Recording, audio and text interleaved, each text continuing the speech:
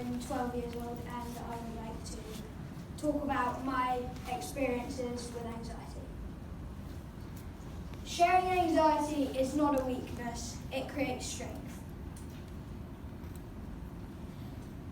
I've been wrestling with managing anxieties for nearly 2 years.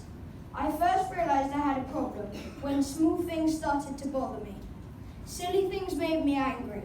I overreacted a lot and it just didn't feel right. My mum remembers the exact words I said. Make these feelings stop. I'm so glad I said that because those words changed everything for me. And I've been seeing a specialist ever since. Today, I'm able to manage those feelings of worry and so forth feel stronger for it. But my experience got me thinking, what if I could encourage people to talk more openly about their anxieties? How could I encourage people like me to not be ashamed of their worries? How can people like me be stronger?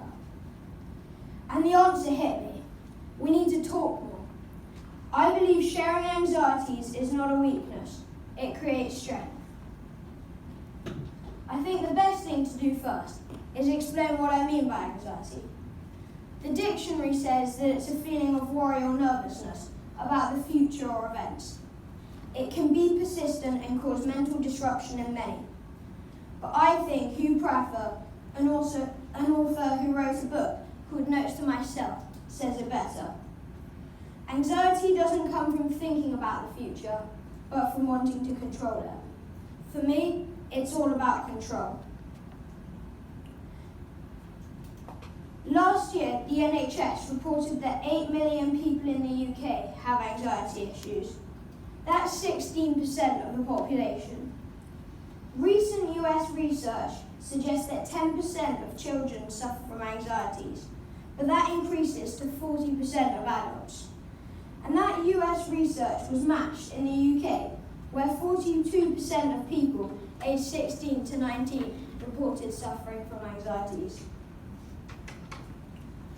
Those are really scary statistics. Thinking about it, what it means is that anxieties represent a really big problem for us. And unless we identify those now, those suffering from anxieties early enough, like now at my age, the problem will only get bigger as we get older. We need to tackle it now. Doctors will list a whole bunch of symptoms for those suffering from anxiety. That list would include everything from a sense of doom, panic attacks, headaches, irritability, and depression to breathing problems, upset stomachs, and pounding hearts. My daddy says he has all of that every time he watches England play rugby. I think that what doctors are really trying to say, though, is that anxiety is a normal part of everyday life. For example, you may have felt anxiety before a sports match or an exam or a job interview. Personally, anxiety makes me want to scream.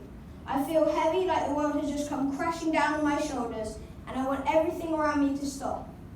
I just want to remove myself from the world and go to a quiet place on my own where I can think for a moment.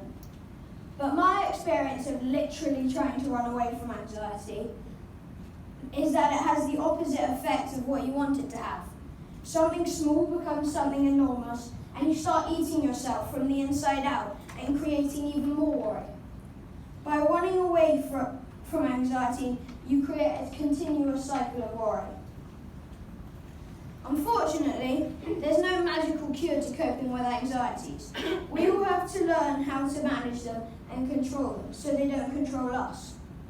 But we can't learn if we don't talk to each other and share our experiences.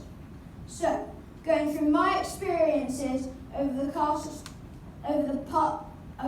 couple of years, I have come to realize one thing. We need to talk and listen more to our friends, to our teachers, and to our parents, and be honest and open about our feelings. Trust me, it helps. Sharing anxieties is not a weakness, it creates strength.